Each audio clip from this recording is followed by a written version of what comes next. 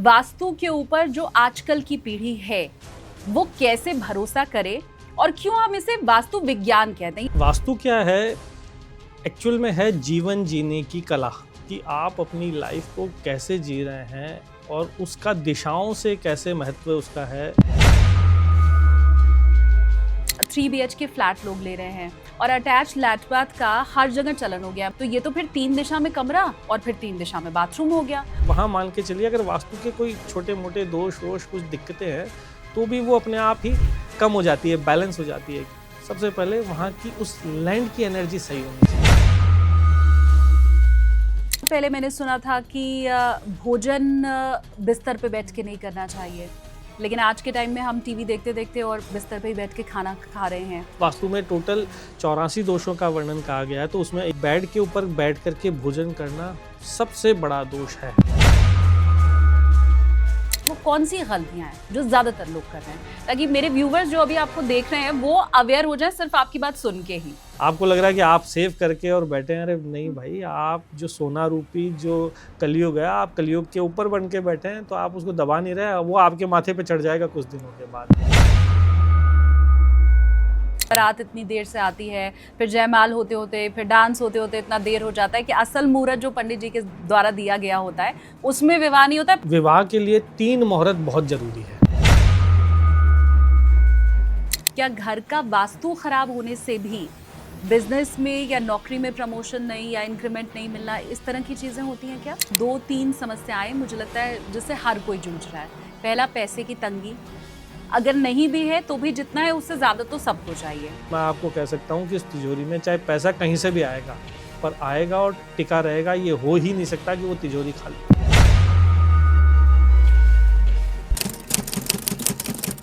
नमस्ते, प्रणाम, जय श्री कृष्ण, राधे राधे। मैं हूं आपके साथ शालिनी कपूर तिवारी, लेकर हाजिर हूं चिंतामणि एसकेटी पॉडकास्ट का एक और एपिसोड। आज हम बात करने वाले हैं वास्तु की। कभी सोचा है आपने कि ये कैसे संभव होता है कि आपके घर के दरवाजे की जो दिशा है वो आपकी सफलता असफलता को निर्धारित करती है? कभी सोचा है आपने कि किसी के घर में कुछ भी हो जाए लेकिन वहां हमेशा पॉजिटिविटी रहती है, और एक घर ऐसा भी होता है जहां सब कुछ होते हुए, धन, संपदा, स्वास्थ्य सब होते हुए भी वहां नकारात्मकता समझ में आती है, महसूस होती है। ये अंधविश्वास नहीं है, बल्कि प्रकृति के साथ सामंजस्य बैठाने की एक कला है कि भाई प्रकृति जिस ओर इशारा कर रही है उस ओर, उस तरफ, उस दिशा में उस तरह का काम कर दो तो फिर बस मंगल ही मंगल हो जाएगा। लेकिन ये विज्ञान क्या है, इसे ठीक ढंग से समझने के लिए आज मेरे साथ चिंतामणि एसकेटी पॉडकास्ट में शामिल हो रहे हैं मशहूर एस्ट्रोलॉजर और वास्तु एक्सपर्ट रविंद्र दधीची जी। बहुत स्वागत है आपका। नमस्कार जी, आपका भी बहुत बहुत धन्यवाद। आपने हमारे को यहाँ इनवाइट किया, तो बहुत बहुत धन्यवाद आपका। सौभाग्य हमारा। रविंद्र जी, पहला सवाल तो मैं यही आपसे समझना चाहूँगी कि वास्तु के ऊपर जो आजकल की पीढ़ी है वो कैसे भरोसा करे और क्यों हम इसे वास्तु विज्ञान कहते हैं? ये विज्ञान इसके साथ क्यों जुड़ा हुआ है, क्या है ये? देखिए, वास्तु क्या है? एक्चुअल में है जीवन जीने की कला, कि आप अपनी लाइफ को कैसे जी रहे हैं और उसका दिशाओं से कैसे महत्व उसका है, यही वास्तु है। मैं आपको समझाता हूँ। आप अपनी लाइफ का जो दैनिक दिनचर्या है, यानी आपका जो सुबह से उठने से लेकर के, काम करने से लेकर के, खाना खाने से लेकर के, सोने तक का जो सारा शेड्यूल है, वो सारा ही इन दिशाओं के अंदर छुपा हुआ है। और अगर हम इसी को फॉलो करते हैं तो हमारे डे टू डे की चीज़ें इतनी बढ़िया हो जाएगी, इतनी पॉजिटिविटी मिलेगी, काम में इतनी एनर्जी रहेगी। ये सारे सीक्रेट्स जो है वो वास्तु के अंदर छुपे हुए हैं। देखिए, सबसे पहले देखिए कि आप उठते हैं, उठने के बाद क्या कहा है शास्त्रों में कि पहले आप मेडिटेट करो, आप ध्यान लगाइए, आप कुछ सोचिए, मौन करिए, या आपको जो भी काम करना है लाइफ में, क्या आगे अचीव करना है उसके बारे में सोचिए, या थोड़ी देर काम होइए, रिलैक्स करिए, ब्रीदिंग करिए, एक्सरसाइज करिए, योगा करिए। तो ये सारी जगह जो है ये नॉर्थ ईस्ट को दिया गया है कि यहाँ आप नॉर्थ ईस्ट की डायरेक्शन में बैठ करके और आपको ये सारे काम करने चाहिए। ये सारे काम करने के बाद फिर आप उठेंगे, उठने के बाद आप स्नान करेंगे, उसके बाद में फिर आप अपने परिवार वालों के साथ बैठेंगे, चाय पियेंगे, वाइफ के साथ बैठेंगे, हस्बैंड के साथ बैठेंगे, बच्चों के साथ बैठेंगे और उनकी डे टू डे के बारे में पूछेंगे। हाँ भाई, आज क्या चल रहा है ब्रेकफास्ट में, जो हम डे टू डे में बात करते हैं उसके लिए ईस्ट डायरेक्शन है। तो शास्त्र में कहा है पूर्वे तो सर्वधाम, यानी पूर्व के ऊपर सब चीज़ें, यानी सभी लोग आकर के वहाँ विराजित हुए, वहाँ बैठें, डिस्कशन करें, फैमिली की गपशप करें। पूर्व दिशा उसके लिए बनी हुई है। उसके बाद आदमी चला जाता है, मान लीजिए जो भी वर्किंग है, आदमी हो चाहे औरत है, वो चले गए काम के लिए, और जो घर में रहते हैं वो घर के काम संभालते हैं। तो इस जितने भी, जैसे मान लीजिए वॉशिंग हो गया, क्लोथिंग हो गया, उसके लिए ईस्टर्न साउथ ईस्ट की दिशा बनी हुई है। उसके बाद जो फीमेल है वो खाना बनाती है, भोजन बनाती है। अग्नि तत्व वो साउथ ईस्ट की दिशा है। वो अग्नि तत्व नाम इसलिए है क्योंकि वहाँ बहुत ज़्यादा सूर्य की रोशनी वहाँ बहुत ज़्यादा आती है, क्योंकि हम नॉर्दर्न हेमिस्फीयर में रहते हैं, और नॉर्दर्न हेमिस्फीयर में होने की वजह से हमारा जो सन का पाथ है वो साउथ में होकर के रोटेट होकर के और वेस्ट में सनसेट होता है। तो सारा जो पावर है, यानी सूर्य की जितनी भी पावर है, वो साउथ ईस्ट की डायरेक्शन में पड़ती है। इसीलिए वहाँ पे खाना फ्रेश बनता है। अग्नि वहाँ जो रहता भी है उसके अंदर भी ऊर्जा बहुत ज़्यादा रहती है। स्त्रियों को इसीलिए तो शक्ति कहा गया है। तो वो जो साउथ ईस्ट डायरेक्शन में खाना बनेगा, इसीलिए वहाँ किचन को निर्धारित किया गया है। उसके बाद में जो साउथ डायरेक्शन है वो हमेशा मुखिया की कही गई है। जैसे हमारे घर में माता हो गए, पिता हो गए, जो भी एल्डर जो है जो रहते हैं, वहाँ जाकर के हम बैठते हैं, वो साउथ डायरेक्शन होती है। उसके बाद में काम से आने के बाद आप जाएंगे अपने माता पिता के पास बैठेंगे, आपने जो भी पैसा कमाया है, जो भी चीज़ है, उसको ले जा कर के आप साउथ वेस्ट डायरेक्शन में रखेंगे, जो कि राहु की दिशा है, जो कि वहाँ सेविंग की दिशा है, पितरों की दिशा है। वहाँ ले जा कर के आप अपना पैसा, धन वगैरह रखते हैं। फिर संध्या का भोजन, जो कि पश्चिम दिशा में सर्वश्रेष्ठ माना गया है, तो वो वेस्ट डायरेक्शन में बैठ करके भोजन अगर हम करते हैं, यानी मॉर्निंग का हम करेंगे ईस्ट में, अच्छा, और नाइट का यानी डिनर टाइम हमें करना चाहिए वेस्ट डायरेक्शन में। इसीलिए वेस्ट डायरेक्शन को डाइनिंग की दिशा कहा गया।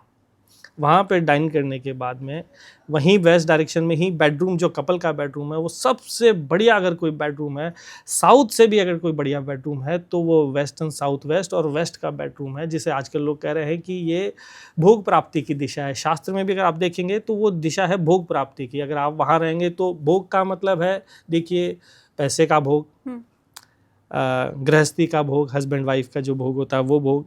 उसके बाद में सांसारिक भोग जितने भी होते हैं उसके लिए वो वेस्ट डायरेक्शन सबसे बढ़िया कही गई है। उसके बाद में जो सोचने विचारने कि हमें कल क्या करना है, भविष्य में क्या करना है, ग्रोथ कैसे करनी है, आगे क्या करना है, लाभ क्या है, हानि क्या है, ये डिसाइड करने के लिए नॉर्थ वेस्ट डायरेक्शन बताई गई है।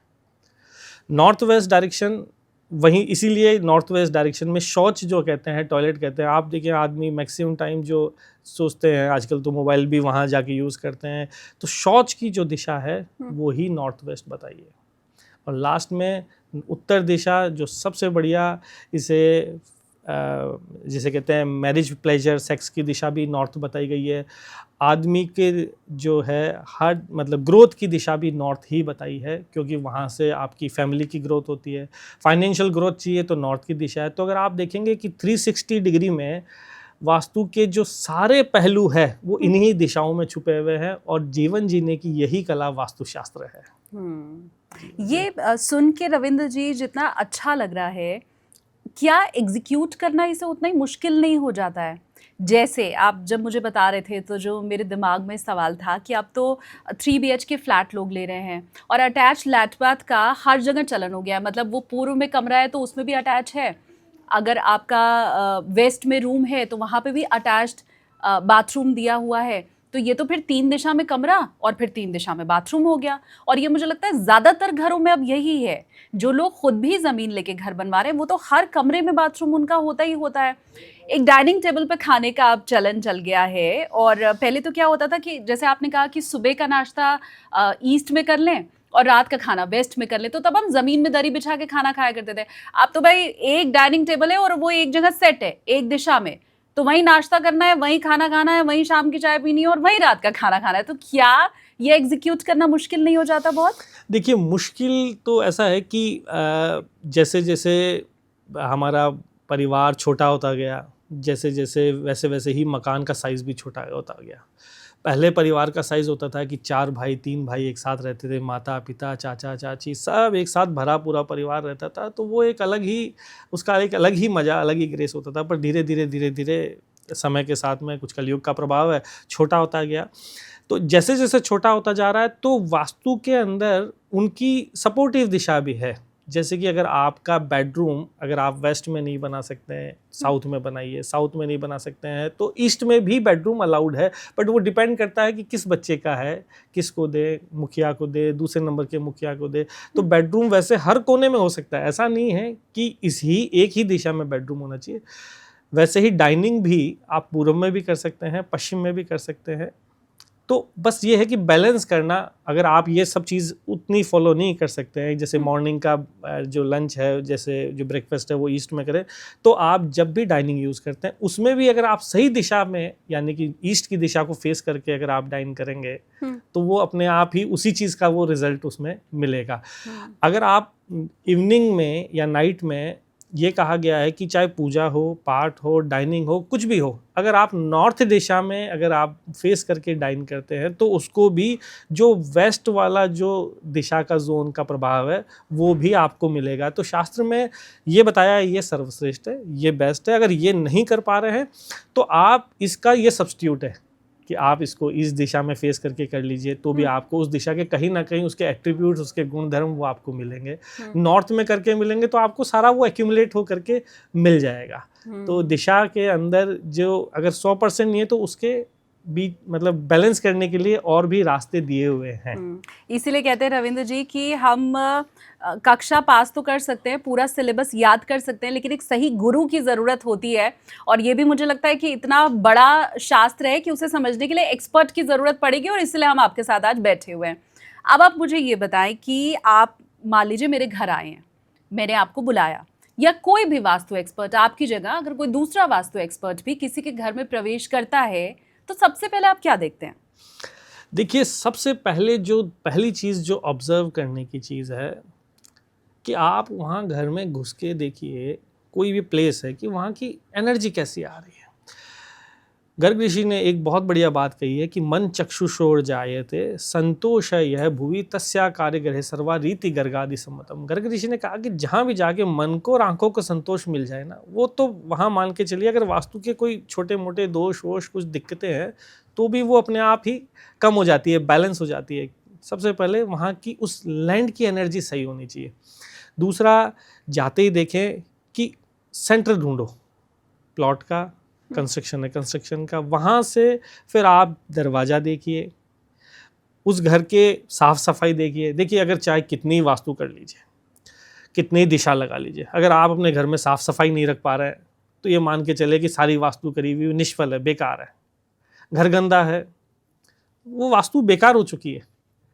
वास्तु क्या करेगी? अगर आपने बेसिक प्रिंसिपल्स को ही फॉलो नहीं किया तो वास्तु भी क्या करेगी? मान लीजिए आप मॉर्निंग वॉक तो खूब कर रहे हैं, उसके अलावा आप गलत खाना खा रहे हैं, तो फिर कहाँ से फिट रह पाएंगे? तो वैसे ही वास्तु कराने से के पहले और बाद में आपको ये ध्यान रखें कि जितना साफ़ सफाई, हाइजीन, ये बहुत ज़्यादा ज़रूरी है। तो मैं जब भी किसी मकान में जाता हूँ तो सबसे पहला यही देखता हूँ कि वहाँ की एनर्जी कैसी है, वो लोग व्यवस्थित है या नहीं है। अगर व्यवस्थित है तो आधी लाइफ के प्रॉब्लम तो उनकी वैसे ही ठीक हो जाती है। पर वास्तु के पर्सपेक्टिव से अगर आप और इसके आगे बढ़ के देखें तो सबसे पहले सेंटर निकालने के बाद ये देखें कि जो उसका दरवाज़ा कहाँ पर आ रहा है। अगर वो दरवाज़ा सही दिशा, सही जोन और सही एंगल पर है तो आप मान के चले कि उस घर में रहने वालों की मोर देन 80% चीज़ें तो अपने आप ही सॉर्ट आउट हो जाती है। जैसे कि मकान के आउटर पेरिफेरी में, यानी कि 32 डोर्स यानी मेन एंट्री का शास्त्र में वर्णन है। तो ये जो 32 है, 32 पद बोलते हैं। ये जो 32 पद है, ये 32 अलग अलग देवताओं को रिप्रेजेंट करते हैं। इसमें कुछ देवता भी हैं और कुछ असुर भी हैं। तो ये जो 32 यानी 32 जो है, अगर हर का एक एक उनका एट्रीब्यूट्स है, उनके गुण हैं, उनके धर्म है। अगर वो राक्षस की जगह है, जैसे साउथ वेस्ट है, वो नैऋति का पद है, नैऋति यानी राक्षस की माँ है, अगर वहाँ आ गया तो परेशानी ही परेशानी। वैसे ही अगर आपका नॉर्थ ईस्ट में आ गया, एग्जैक्टली नॉर्थ ईस्ट अगर कोने में भी आ रहा है तो वो भी गलत ही है।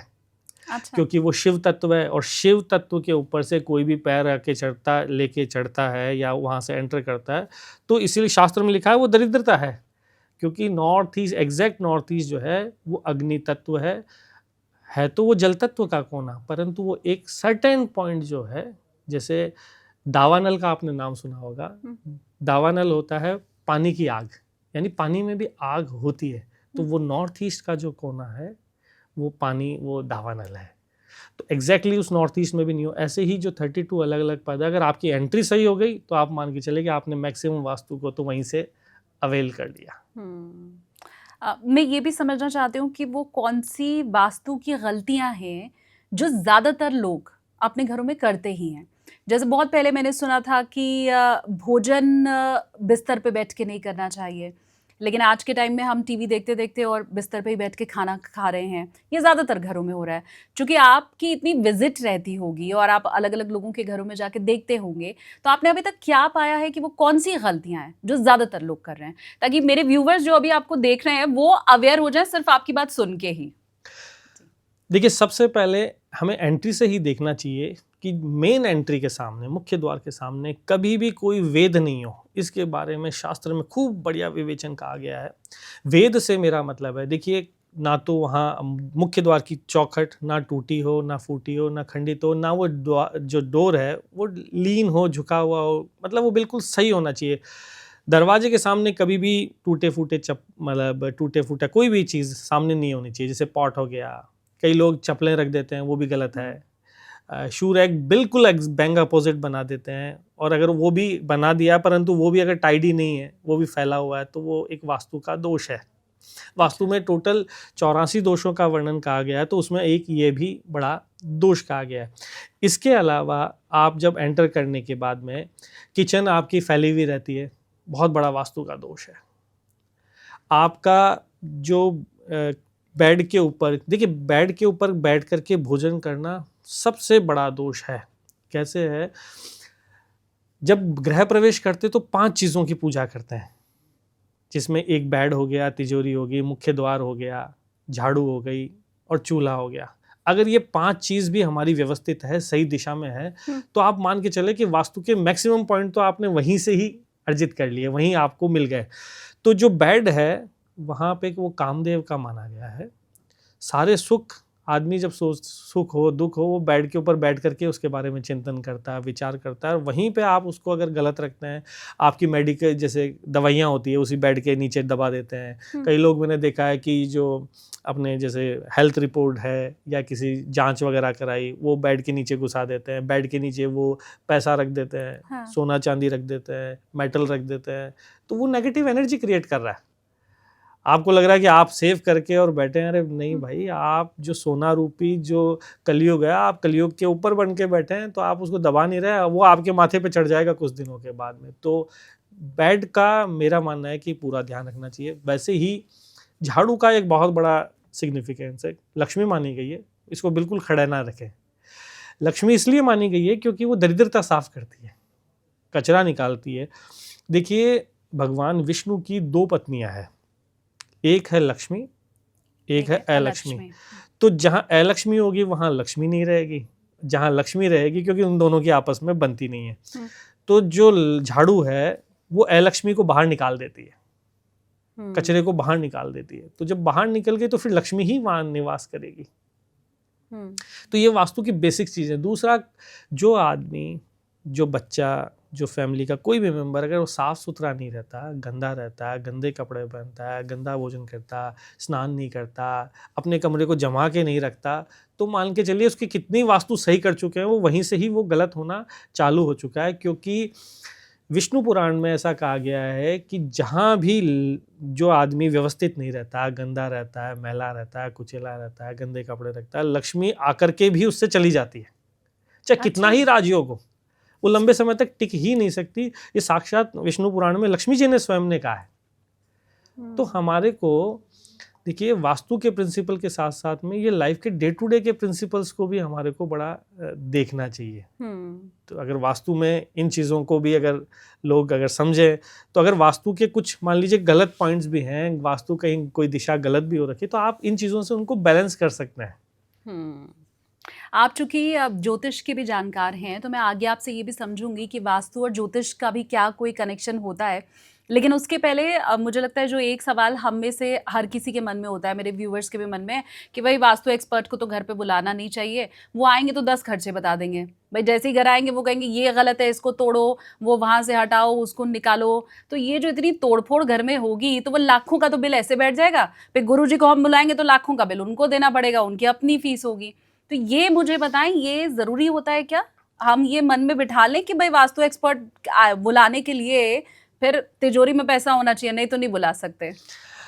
देखिए, इसमें ऐसा है कि एक वाक्य है गीता जी का, गुणा गुणेषु वर्धन्ते। गुणों में ही हमेशा गुण की बाढ़ आती है। मान लीजिए आपके घर में 10 वास्तु के दोष हैं, तो 10 में वास्तु के मुख्यतः 3 तरीके के दोष होते हैं: सूक्ष्म दोष, महादोष और मध्यम दोष, in small, medium and high. अब ये देखना, अगर उसको देसी भाषा में मैं आपको समझाऊं तो एक तो हो गया जैसे कैंसर, एक हो गई जुकाम बुखार, और एक हो गया किसी के बाल कम है, कोई दिखने में काला है, कोई कैसा है, कोई पतला है, कोई। पर सबको हम कहें कि सब बीमारी है, परंतु सबको कैंसर से तो हम कंपेयर नहीं कर सकते। हाँ। ऐसे ही वास्तु में क्या है कि केवल महादोष है तो उसकी रेमेडी मत करो। अगर आपका एंट्री गलत है, गलत जोन में आ रही है, तो कोशिश करके उसको ठीक ही करें। पर कई जगह लिमिटेशंस होती हैं, जैसे फ्लैट्स में आप नहीं कर सकते, किराए के मकान में आप नहीं कर सकते, तो वहाँ फिर आपके पास कोई ऑप्शन नहीं है, वहाँ रेमेडी करें। पर उसके अंदर भी अगर कोई और भी बड़ा ब्लंडर है, जैसे नॉर्थ ईस्ट कटा हुआ है टॉयलेट है, या नॉर्थ ईस्ट में गंदा है, या साउथ वेस्ट में कटा हुआ है, तो ये जो ब्लंडर्स हैं तो उसकी तो रेमेडी ना करें। इसके अलावा वास्तु में सब चीज़ की जो है वो रेमेडी पॉसिबल है। छोटे से कई बार ज़रूरी नहीं है कि हर बीमारी के लिए बड़ा डॉक्टर को देखे। कई बार 2 रुपए की दवाई भी इतना कारगर सिद्ध होती है कि वो बड़ी से बड़ी दवाइयाँ फिल कर देती है। लेकिन ये 2 रुपए की रेमेडी काम करती है? बिल्कुल करती है। मैं आपको एक बड़ा किस्सा सुनाता हूँ मेरे क्लाइंट का। हाँ। उनके स्वास्थ्य का इशू आया, वो बाहर रहते हैं, तो वो उनके स्वास्थ्य का इशू आया। तो इशू क्या कि उनके लंग्स जो है वो श्रंक होने लग गए, क्योंकि वो वहाँ जो है ना खाना पीना नहीं खा पाते, वो यूएस में रहते हैं, तो वहाँ उनके खाने पीने का इशू था, तो वो उनके लंग्स जो है वो श्रंक होने लगे। वहाँ उन्होंने बड़े से बड़े डॉक्टर को दिखाया और उनकी खांसी चालू हो गई थी बेसिकली, और वो मिट नहीं रही थी कई सालों तक। तो वो करने के बाद में वहाँ सारे डॉक्टर को दिखाया पर कोई इलाज नहीं निकला। तो एक बार वो इंडिया आए हुए थे, तो मेरे को मिल रहे थे, तो मैंने उनको बोला कि अरे तुम्हारे खांसी नहीं है, ठसका है, तुम ऐसा करो कि अमरूद को गर्म करके भून करके खा लो, तुम्हारे वो ठीक हो जाएगा। तो वो हंसने लगे, बोले गुरुजी ऐसा भी होता है क्या? इतने बड़े बड़े अमेरिका के सारे डॉक्टरों को मैं दिखा चुका हूँ, पर मेरे क्या अमरूद से भी कुछ होगा क्या? मैंने कहा देख ले भाई, करना हो तो कर ले, तो तेरी मर्जी। तो उसने अगले दिन जो कोई पीला सा अमरूद ले करके, और माइक्रोवेव में अब चूल्हा तो होता नहीं है तो कैसे उसको करे, तो माइक्रोवेव में गर्म करके खा लिया, और आप बिलीव नहीं करेंगे कि नेक्स्ट डे से उसकी वो प्रॉब्लम खत्म हो गई। तो क्या है कि हर बीमारी का इलाज अमेरिका में नहीं है, इलाज यहाँ भी बहुत अच्छे अच्छे हैं। बात ये कि पकड़ने की। अब उसी इलाज को हम ढूंढने की कोशिश करते हैं। शुरुआत अगर मैं करूँ तो 2-3 समस्याएं मुझे लगता है जिससे हर कोई जूझ रहा है। पहला, पैसे की तंगी, अगर नहीं भी है तो भी जितना है उससे ज़्यादा तो सबको चाहिए, तो पहला ये पैसे वाली दिक्कत। दूसरा, रिलेशनशिप की जो टिक नहीं रही है आज के समय में। और तीसरा, सेहत। तो ये जो आपने कहा ना नुस्खे ढूंढने की कोशिश, अगर मैं रुपए आर्थिक तंगी से शुरू करूं तो क्या इसका वास्तु से कोई कनेक्शन होता है? क्या घर का वास्तु खराब होने से भी बिजनेस में या नौकरी में प्रमोशन नहीं या इंक्रीमेंट नहीं मिलना, इस तरह की चीज़ें होती हैं क्या? देखिए, आपने जो सवाल किया कि पैसा और पैसे की प्रॉब्लम, देखिए प्रॉब्लम जो है वो 2 तरीके से आप उसको आइडेंटिफाई कर सकते हैं। पहले कि पैसा है और फिर भी हम पैसे का डर मन में घुसा हुआ है कि भाई पैसा नहीं है, कल को कुछ हो जाएगा, या एक इनसिक्योरिटी रहती है कि इतना पैसा इनफ है क्या, क्योंकि हम फिर वो रैट रेस में लगे हुए रहते हैं। तो उस चीज़ के लिए पहले देखिए कि नॉर्थ वेस्ट गड़बड़ है, क्योंकि मानसिक प्रॉब्लम है या नहीं है। कई आदमियों के पास इनफ पैसा होता है, बढ़िया कमा रहे होते हैं, उसके बाद भी कहते हैं नहीं मुझे तो और चाहिए, मुझे और चाहिए। तो वो चाहिए, वो तो ठीक है, पर ये बीमारी है क्या? तो वो नॉर्थ वेस्ट से, जो कि वायु कोण है, रामचरितमानस में कहा है कि मोह सकल व्याधिन कर मूला, यानी जो अगर आप किसी चीज़ पे मोह करते हैं, मानसिक रोग वो सबसे बड़ा होता है, तो उन सब के लिए आपको पहले नॉर्थ वेस्ट को देखना पड़ेगा। अगर नॉर्थ वेस्ट बढ़ा हुआ है तो उस घर के अंदर मानसिक रोग रहेंगे ही रहेंगे। अब वो चाहे वो पैसे के रिलेटेड जोड़ लो, चाहे काम के रिलेटेड जोड़ लो, चाहे फैमिली के रिलेटेड जोड़ लो। दूसरा फिर हमारे को देखना चाहिए साउथ ईस्ट। साउथ ईस्ट जो है वो पैसे को लाता है, वो रोटेशन है, पैसा वहाँ अटकेगा। जैसे कि कईयों का ऐसा होता है कि पैसा अटक रहा है तो साउथ ईस्ट में इशू है, आपका पैसा आपको नहीं मिल पा रहा है, जॉब में सैलरी आपकी अटकी हुई पड़ी है, साउथ ईस्ट को ठीक करो। आपके पैसे कहीं आपने इन्वेस्ट कर रखे हैं, वहाँ से आपका रोटेशन पूरा घूम नहीं पा रहा है, साउथ ईस्ट को ठीक करो। आपके पैसे फ्रीक्वेंसी जो है उसकी अप डाउन हो रही है, ऑल्दो कमी नहीं है, तो साउथ ईस्ट का इशू है। परंतु आपके पैसे गलत तरीके से इन्वेस्ट हो रहे हैं, आपके पैसे डूब रहे हैं, आपके पैसे बीमारियों में जा रहे हैं, बरकत नहीं हो रही, फिर साउथ वेस्ट। तो ये 3 अलग अलग कोने हैं। आने से रिलेटेड बात करें तो नॉर्थ ईस्ट होता है, या नॉर्थ माना गया है कि पैसा आ रहा है वो नॉर्थ, पैसा का रोटेशन में इशू है तो साउथ ईस्ट, और पैसा सेविंग में और बरकत में है तो केवल और केवल साउथ वेस्ट दिशा को देखे, वहाँ जरूर गड़बड़ होगी, उसको ठीक करें। बल्कि एक छोटी सी बात समझाता हूँ, आप अगर साउथ वेस्ट के जोन में या एक्सट्रीम कॉर्नर में, देखिए इसमें डिफरेंस है, zone is different and extreme corner is different. क्योंकि जो एक्सट्रीम कॉर्नर है वहाँ पद देखा जाता है, तो पद यानी कि उसे पितृपद, नैऋति का पद, या हम बोले कि राहु का कोना बोलेंगे उसको हम साउथ वेस्ट को। और अच्छा। राहु कोई भी चीज़ को मल्टीफोल्ड कर देता है, कई गुना बढ़ा देता है, 1 से सीधा 1000 कर देता है, 20 कर देता है, 50 कर देता है, मल्टीफोल्ड कर देता है। इसीलिए साउथ वेस्ट के कोने में तिजोरी रखी जाती है कि जो वहाँ रहता है उसको वो मल्टीफोल्ड कर देता है। अच्छा। इसीलिए मुखिया का हम जो है बेडरूम जो है ना साउथ वेस्ट में बनाते हैं, क्योंकि वो 1 से जी 4 जने बढ़ जाए, मतलब परिवार बढ़े बेसिकली। पैसा भी वहीं रखते हैं, प्रॉपर्टी के कागज भी राहु के पास में रखते हैं, भाई इसको आप मल्टीफोल्ड कर दो। तो साउथ वेस्ट में अगर आप तिजोरी रखें और उसका मुंह अगर आप नॉर्थ डायरेक्शन, यानी तिजोरी जब खुले तो उसका मुंह नॉर्थ डायरेक्शन में खुले, मैं आपको कह सकता हूँ कि इस तिजोरी में चाहे पैसा कहीं से भी आएगा, पर आएगा और टिका रहेगा। ये हो ही नहीं सकता कि वो तिजोरी खाली हो। ऐसा नहीं होगा तो कई बार ऐसा भी हो जाएगा, कोई पड़ोसी आके या कोई दोस्त आके देगा, अच्छा मेरे पैसे कुछ दिनों के लिए तुम रखो, मैं बाहर जा रहा हूँ, वापस आऊंगा तो अपन देख लेंगे जी, कर लेंगे हिसाब। तो आप वो तिजोरी खाली नहीं रहेगी। क्या बात तो है? ये मतलब मेरा ट्राइड एंड टेस्टेड है। मैं कई क्लाइंट्स के जाता हूँ, केवल तिजोरी का फेस चेंज करा देता हूँ, उससे भी मेरा मतलब व्यक्तिगत अनुभव है कि पैसा उसमें रहेगा।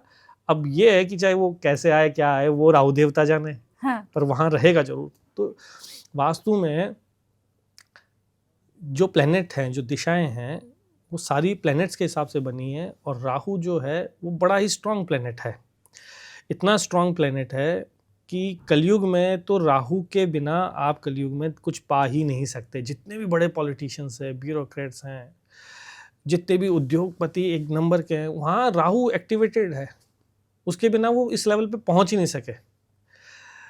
मैंने एक आदमी की कुंडली देख करके, मेरे को याद है, मैंने उसके मतलब राहु देखा मैंने केवल उसका, और राहु की दशा देखी, राहु का स्थान देखा, दशम भाव में था। दशम भाव में जब राहु होता है तो राहु 10 में, दुनिया बस में। अच्छा। हाँ, तो मैंने उसको कहा कि तुम जॉब छोड़ दो और तुम व्यापार करो, क्योंकि जॉब में अच्छा कुछ ग्रह भी थे। छठा घर जो था वो कम बलवान था वनस्पति के। 7th house is for business, 6th house is for job. तो मैंने कहा तुम जॉब छोड़ दो। मैंने फोर्सफुली उससे जॉब छुड़ाई। आप बिलीव नहीं करेंगे, 11 साल के अंदर उसने ना वो मतलब पूरे इंडिया की सबसे बेस्ट गुड़गांव के अंदर जो हाउसिंग सोसाइटी है उसमें रहता है। अच्छा। क्योंकि मैंने केवल राहु को देखा। तो ऐसे ही मैं जो आपको बताना चाह रहा हूँ कि साउथ वेस्ट में अगर आप तिजोरी रखते हैं, हाँ, तो आप मान के चले कि पैसे का इशू नहीं आएगा, बट उसमें जोन और पद का सही होना बहुत जरूरी है। जोन और पद का सही होना बहुत जरूरी। एक इसमें बात और ऐड करना चाहूँगा, साउथ वेस्ट में जो हम विंडोज़ की मनाही करते हैं कि जी खिड़की नहीं होनी चाहिए, आजकल तो क्या देखने में आ रहा है कि हर आदमी पूरे साउथ में किसी भी तरफ विंडो होती है उसके लिए मना करने लग जाता है। मैं कहता हूँ ये मत करो। बेसिकली क्या है कि जो साउथ वेस्ट का जो कोना है वो साउथ वेस्ट का कोना होता है राहु का, या इसे बोले राहु का या पितृ का।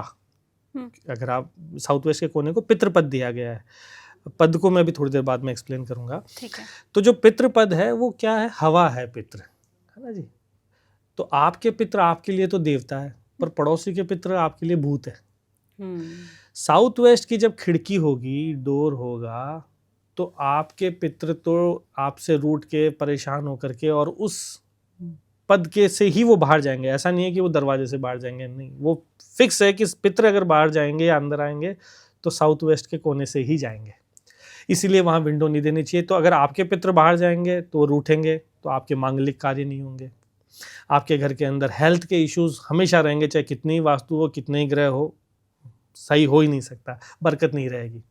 वैसे ही अगर किसी बाहर के पितृ यानी भूत जो हमारे घर में आ गए, तो आप देखिए कई आदमियों के में तंत्र की बड़ी प्रॉब्लम रहती है। जी मेरे को किसी ने करा दिया। अरे भाई किसी ने नहीं करा, तेरा साउथ वेस्ट का जो है वो एंट्री खुली हुई है या विंडो खुला हुआ है, उसको बंद कर दे, तेरे आधे दिमाग की प्रॉब्लम वहीं से ही रिजॉल्व हो जाएगी, क्योंकि वो आपने वो बाहर की हवा को बंद कर दिया।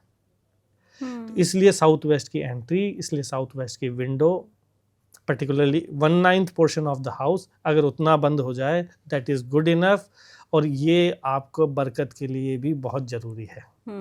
तो बैठे बैठे 2 रेमेडी आप लोगों को मिल गई है, और वो श्योर शॉट है, ऐसा आप बता रहे हैं, तो मुझे लगता है इससे बेहतर तो कुछ हो नहीं सकता है। देखिए जी, मैं आपको बताऊं, मैं ये जो एक तो ज्ञान, एक तो भौतिक शरीर होता है जो मेरा आज है, जो भी मेरी एज है, इसमें जो ज्ञान की एज में अगर जोड़ो तो मेरे पिताजी और मेरे दादाजी का ज्ञान भी अगर जोड़ेंगे तो 100 साल के ऊपर चला जाएगा। तो उन सब का एक्सपीरियंस लेके मेरे को यही समझ में आया है कि अगर आप वास्तु में 3-4 चीज़ भी अगर सही कर दो ना, that is good enough. Good enough, हाँ गुड इनफ है। अगर आपका जैसे, आप सबसे पहले तो साउथ वेस्ट को ठीक कर दीजिए, दूसरा नॉर्थ ईस्ट, साउथ वेस्ट तो हमने ठीक करना अभी समझा आपसे थोड़ा बहुत, है ना। हाँ। दूसरा नॉर्थ ईस्ट को ठीक कर दीजिए। अच्छा। देखिए नॉर्थ ईस्ट जो कोना है बेसिकली वो जुपिटर यानी गुरु का कोना होता है। अच्छा। गुरु जो है वो आध्यात्म के देवता है, ज्ञान के देवता है, और वो जो कोना है ना, वो उस कोने को बोलते हैं ईशान।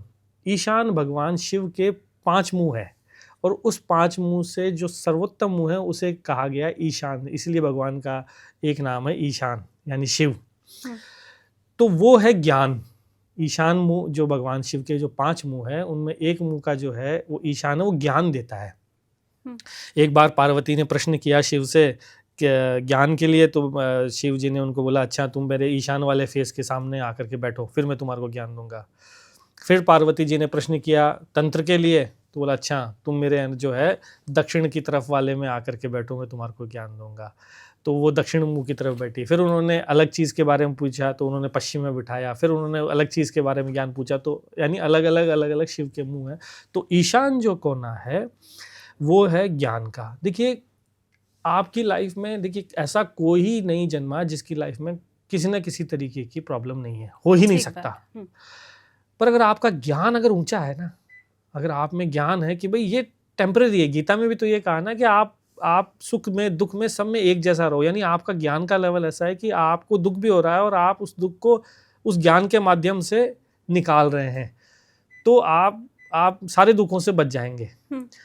आपने एक देसी भाषा में कहा है कि ज्ञानी काटे ज्ञान ते मूर्ख देवे रोए, यानी समझदार आदमी जो है ना, वो अपनी बुद्धि को पता कि समय है, निकल जाएगा। तो अगर ईशान कोण ठीक होगा तो आप में वो पेशेंस लेवल डेवलप हो जाएगा कि आपका वो पेशेंस लेवल इस लेवल का डेवलप हो जाएगा कि आप कितना भी कष्ट आ जाए, परेशानी आ जाए, पर ज्ञान ऊंचा है ना, गुरु साथ है ना आपका, गुरु एक्टिवेटेड है ना, वो मानसिक दुख आने ही नहीं देगा। आपके स्पिरिचुअल लेवल को वो इस लेवल का हायर रखेगा कि आपको किसी भी तरीके का तकलीफ सब चीज़ से आराम से बचा के ले जाएगा। आपको आपकी लाइफ का जो प्रॉपर गोल है, कहते हैं कि नॉर्थ ईस्ट में जब वजन होता है ना, तो आदमी के सोचना समझना बंद हो जाता है, क्लियरिटी बंद हो जाती है। वो इसीलिए होती है क्योंकि गुरु को दबा रखा है, ज्ञान देने वाले को दबा रखा है। तो गुरु जब सही होगा तो 2 कोने को ठीक कर दीजिए। इसके पीछे एक वास्तु का एक फॉर्मूला और है। वास्तु में देखिए टोटल 2 तरीके के मकान होते हैं, एक होता है सूर्य वेदी, एक होता है चंद्र वेदी। आजकल हम अपभ्रंश भाषा में इसको भेदी बोलने लगे, सूर्य वेदी और चंद्र वेदी। तो जिसका नॉर्थ ईस्ट से साउथ वेस्ट अगर लंबा है, नॉर्थ ईस्ट से साउथ वेस्ट अगर मकान की लंबा है, यानी उसका नाप लो आप फीते से, तो वो होगा चंद्रवेदी। अच्छा। और साउथ ईस्ट से नॉर्थ वेस्ट अगर लंबा है वो होगा सूर्यवेदी। जिस मकान का चंद्रवेदी मकान है वो मकान हमेशा तरक्की करेगा, क्योंकि वहाँ ज्ञान भी है और सेविंग भी है। अच्छा। और जिसका नॉर्थ वेस्ट से साउथ ईस्ट है वहाँ पैसे की कमी भी है और खर्चा ज़्यादा है, वो हमेशा तकलीफ पे पाएंगे। खर्चा, मानसिक परेशान है, मानसिक रोग है, पीड़ा है, वो दुखी है, तकलीफ में, पैसा होने के बावजूद भी वो दुखी है। तो इसीलिए मकान जिसका चंद्रवेदी मकान है वो अपने आप के अंदर, आपको मैं बता रहा हूँ, वो मकान हमेशा सुखी ही सुखी रहेगा, हो ही नहीं सकता। जितने भी वास्तुकार है, पता नहीं औरों का, पर प्राय अच्छे विद्वानों का तो मैंने देखा कि वो मकान को चंद्रवेदी बना देते हैं। हम भी क्या करते हैं मकान में, हम उसको चंद्रवेदी बना देते हैं। जो गड़बड़ हिस्से हैं उनको कट करके, तुड़वा के, तार डलवा के, पट्टी लगा के, जैसा भी होता है हम उसको चंद्रवेदी बनाते हैं, और रिजल्ट मतलब मोर देन 90% पॉजिटिव है। माय गॉड, सक्सेस रेशियो ये तो जबरदस्त है फिर। बहुत बढ़िया जी। आप देखिए वास्तु का मतलब चमत्कार है जी ये। तो आप, कई लोग कहते हैं हम वास्तु को नहीं मानते, अरे भैया तुम ट्राई तो करो। हाँ। जो चीज़ आपके बनी ही हित के लिए है वो आपका कभी अहित नहीं कर सकती। ठीक बात। और ये तो हमारी अपनी विद्या है। हमारी विद्या है। हाँ। मैं व्यूवर से भी कहूंगी कि आप अगर एक बार नोटिस कीजिए अपने घर को, वो सूर्यवेदी है या चंद्रवेदी है, ये भी मुझे कमेंट्स करके आप बताइए। और जैसा अभी रविंद्र जी ने कहा कि चंद्रवेदी घर में रहने वाले शख्स की तो हमेशा तरक्की होगी, तो वो अगर आपके साथ भी हो रहा है तो कॉमेंट करके आप हमें ये बात भी बताइए। अब इसके बाद अगर हम स्वास्थ्य के ऊपर भी आ जाएं, क्योंकि रोग आजकल बहुत आम हो गया है, यंग लोगों को भी हम देख रहे हैं, हार्ट की प्रॉब्लम भी है, शुगर है, बीपी है, और ये सारे रोग तो पहले कहा जाता था बुढ़ापे के हैं, लेकिन अब नौजवानों को भी हो रहा है। तो क्या इससे भी घर का कोई लेना देना या वास्तु से जुड़ी हुई कोई अशुद्धि होती है क्या? देखिए इसमें एक नहीं, लाइफ में जो रिजल्ट्स मिलते हैं वो मल्टीपल फैक्टर्स की वजह से मिलते हैं, चाहे वो पॉजिटिव हो चाहे नेगेटिव। वो बीमारी भी जो है ना वो एक ही वजह से नहीं होती। खान पान, लाइफस्टाइल, ये तो एक पार्ट ही है, इसमें हम उसको इग्नोर नहीं करेंगे। पर इसके अलावा जो एक सबसे अहम फैक्टर है वो है डायरेक्शन, या वो है कुंडली के ग्रह। देखिए जो साउथ ईस्ट में आपने एक वर्ड किया कि हृदय रोग, हार्ट संबंधी डिजीज, तो अग्निकोण जो है साउथ ईस्ट जो है वो इसी के लिए जाना जाता है, क्योंकि अग्निकोण में होने से मतलब मुंह संबंधी इशू, जीभ संबंधी इशू, आपके heart related disease, specially female के अंदर यानी घर की लेडीज़ के अंदर हेल्थ के इश्यूज़, चाहे वो छोटी हो बड़ी हो, वो साउथ ईस्ट के अंदर, क्योंकि वहाँ का कौन कारक है? मंगल। मंगल जो है वो ब्लड का कारक माना गया है। हमारे जो हार्ट में अगर आपकी ब्लड अगर प्रॉपर पंप हो रहा है, सर्कुलेशन प्रॉपर है, तो बीपी के इश्यूज़ आपके बहुत हद तक नहीं रहेंगे। कोलेस्ट्रॉल वगैरह के जो है वो साउथ वेस्ट में देखा जाता है, वो राहु को देखा जाता है। तो जितने भी हमारे पैनक्रियाज हैं, जितने भी पैर से रिलेटेड इश्यूज़ हैं, घुटनों से रिलेटेड इश्यूज़ हैं, वो सारे के सारे जो है वो वेस्ट डायरेक्शन में देखा जाता है। अगर किसी घर के मुखिया के अंदर प्रॉब्लम है, क्योंकि वहाँ मैंने अभी थोड़ी देर पहले आपको समझाया कि साउथ वेस्ट जो है वहाँ पे मुखिया को ठहरना चाहिए, तो मुखिया किससे रिलेटेड, यानी अगर मान लीजिए पिताजी, दादाजी, इससे रिलेटेड प्रॉब्लम है और वो सॉल्व नहीं हो रही, तो वहाँ गड़बड़ है। उसको ठीक करने के बाद ही वो उनकी हेल्थ में भी इशू दिखेगा।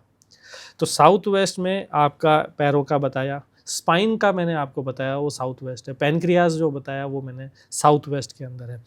वैसे ही नॉर्थ वेस्ट जो है वो मानसिक रोग, जितने भी मेंटल डिसऑर्डर्स हैं, चाहे वो छोटा से लेके बड़ा तक हो, कोई भी हो, वो नॉर्थ वेस्ट ही है। कोई भी चीज़ जो बीमारी पकड़ में नहीं आ रही है वो नॉर्थ वेस्ट में है। नॉर्थ वेस्ट को ठीक करेंगे बीमारी पकड़ में आ जाएगी। अच्छा जी। नॉर्थ वेस्ट में घर की जो छोटी फीमेल यानी जो कन्या है, बच्चियां हैं, उनके रिलेटेड कोई भी प्रॉब्लम है वो नॉर्थ वेस्ट में ही ठीक करने से वो आपके घर की जो बच्चियों की जो समस्या आती है वो ठीक होगी। अभी कुछ दिनों पहले की एक बात है, मेरे एक दंपति यानी एक कपल आए, दोनों ही डॉक्टर और बड़े रिनाउंड डॉक्टर। उनकी एक गुड़िया को कुछ हेल्थ के इश्यूज़, 2 गुड़िया उनके, एक गुड़िया को कुछ हेल्थ के इश्यूज़। गुड़िया की एज है मेरे हिसाब से 8 से 10 साल के बीच में, या 12-11 साल मतलब। अब उसके कोई ऐसी डिजीज़ हो गई है कि वो क्योर नहीं हो सकती और वो उसके साथ लाइफ लॉन्ग रहेगी, क्योंकि वो जिस मकान में रह रहे थे उसका नॉर्थ वेस्ट बढ़ा हुआ था। तो उन्होंने मेरे से फ़ोन पे कंसल्टेशन के लिए पूछा कि रवि जी मुझे ये बताइए कि ऐसे ऐसे मेरी गुड़िया को है, क्या वास्तु मदद कर सकती है। मैंने कहा जी पहले तो ये देखो कि आपका 100% साउथ कट के और नॉर्थ वेस्ट बढ़ा हुआ है, वो नॉर्थ वेस्ट जब ठीक होगा तो आपकी गुड़िया की प्रॉब्लम मिट सकती है या कम हो सकती है। कम इसलिए बोला क्योंकि अब वो इतने सालों से उसमें रह रहे हैं कि अब वो प्रॉब्लम काफ़ी एग्रीवेट हो चुकी है, वो उसका लेवल 1 2 तीसरे लेवल पे पहुंच चुकी है, तो अब आप उसको हो सकता है ख़त्म नहीं कर सकते। तो नॉर्थ वेस्ट है कन्या के लिए, नॉर्थ ईस्ट है वो है छोटे बच्चे के लिए, मेल चाइल्ड के लिए। नॉर्थ ईस्ट है मेल चाइल्ड के लिए।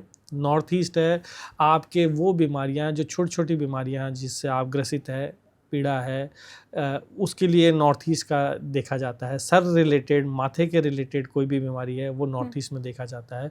गले से रिलेटेड कोई भी इश्यूज़ है वो नॉर्थ ईस्ट से देखा जाता है। कानों से रिलेटेड कोई भी या नाक से रिलेटेड कोई भी इश्यूज़ है वो नॉर्थ ईस्ट से देखा जाता है।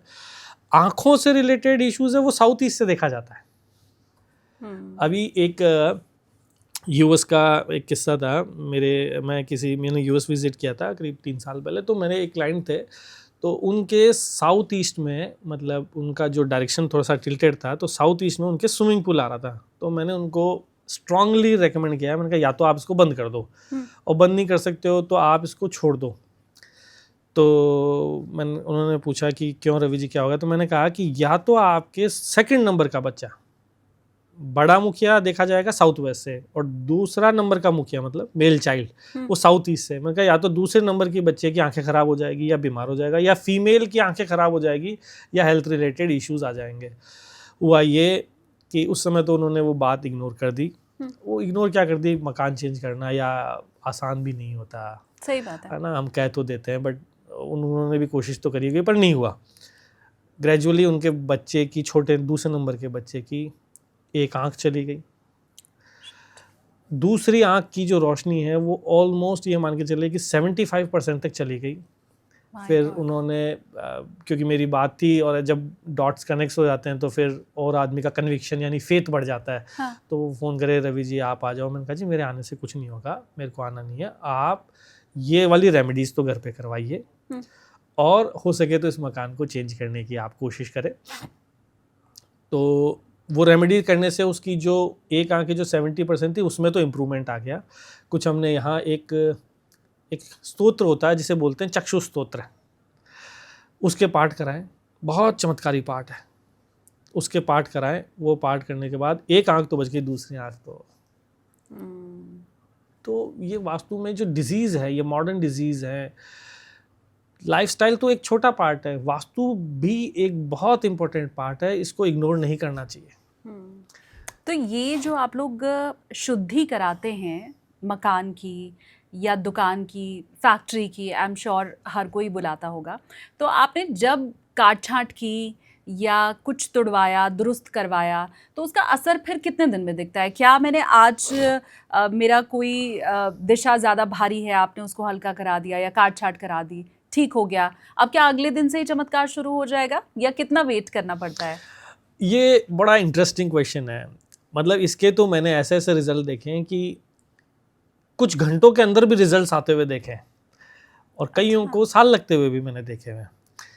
एक किस्सा सुनाता हूँ, फिर आपको मैं बेसिक समझाऊंगा। एक हमारे गुवाहाटी में हमने एक मकान बनाया था, और बढ़िया पूरा मतलब जितना वास्तु बेस्ट हो सकता था वो हमने उसमें किया, सब कुछ बढ़िया चल रहा था। तो उनका फ़ोन आया मेरे पास कि रवि जी एक बार आप आइए, कई दिनों से जो है ना वो सही नहीं चल रहा, मेरे काम कुछ 99 पॉइंट पे आकर के अटके हुए पड़े हैं, कुछ देखो तो सही। तो 15-20 दिन तो मैं लिंगर ऑन करता रहा, क्योंकि भाई सारा बनाया हुआ ही हमारा, ऐसा क्या अचानक से हो गया, तो कुछ ऐसा फिर मैं लिंगर ऑन टालता रहा उस बात को। पर फिर उन्होंने इंसिस्ट किया कि नहीं आप आइए तो सही। तो मैं गया जा कर के, और मैं सब कुछ देख रहा था, सब कुछ सही था। तो उनका जो ग्राउंड फ्लोर मतलब स्टिल्ट फ्लोर के ऊपर जो सर्वेंट रूम बना रखा, और वहाँ एक स्टोर बना रखा था साउथ वेस्ट के कोने में, वहाँ उन्होंने एक शीशा रख दिया उल्टा मतलब कि वो शीशा छत को, सीलिंग को देख रहा था। अच्छा। तो उससे वो टेक्निकली वो साउथ वेस्ट में गड्ढा हो गया। मैंने कहा कि अंकल सब कुछ सही है, आप जो है इस शीशे को तुरंत यहाँ से हटाइए।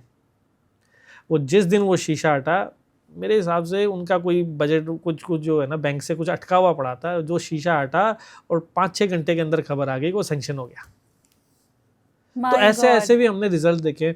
यहाँ तक कि दिल्ली की एक घटना है, तो जब भी नॉर्थ ईस्ट में कभी छिड़ेगा तो तुरंत इशू आएगा।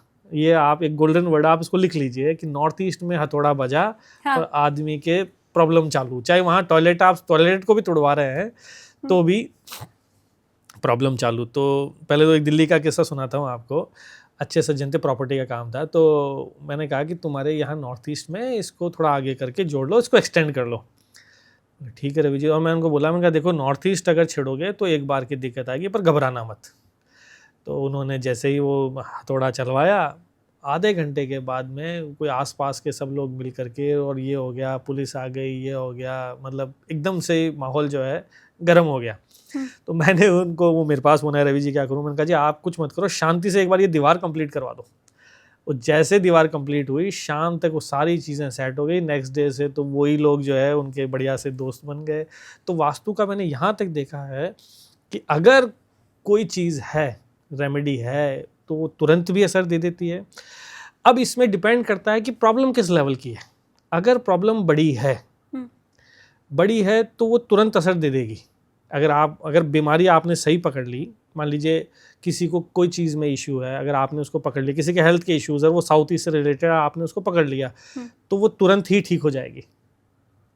परंतु कई चीज़ ऐसी है कि बीमारियां भी लंबी है, या कोई चीज़ मान लीजिए, तो वहाँ 40 दिन में भी रिजल्ट आते हैं। और कईयों के प्रॉब्लम अगर छोटी होती है तो वहाँ 1-1 साल तक भी रिजल्ट आते हैं। तो रिजल्ट जो है वो वेरी करता है। इसके पीछे एक कारण और भी है, जो मेजर कारण है वो दशा का भी बहुत बड़ा फ़र्क है। कारण ये है कि तुलसी नर का क्या बड़ा, समय बड़ा बलवान।